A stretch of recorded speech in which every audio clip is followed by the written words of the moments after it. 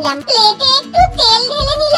আগে থেকে মেখে রাখা ময়দাটা মাখা আর বেলার জন্য। A few moments later. ময়দা মাখাটা খুবই নরম হয়েছে। এবার এর থেকে লেচি কাটা হচ্ছে। আর এদিকে কড়াইতে তেল গরম বসিয়ে দেওয়া হলো। এই রেসিপিটারও শেফ অ্যাজ ইউজুয়াল আমার মাদার-ইন-ল। এবার লেচিগুলোকে বাটির মতো শেপ করে এতে চিকেন কিমার পুরটা ভরে দিয়ে গায়ে একটু তেল লাগিয়ে বেলতে হবে। হাই লাভ, কেমন আছো? আমি Sonali, welcome to my channel Sizzling Honey. বেলা হয়ে গেছে আর এদিকে তেলও গরম হয়ে গেছে। মা এবার লুচিটা গরম তেলে ছেড়ে দিল।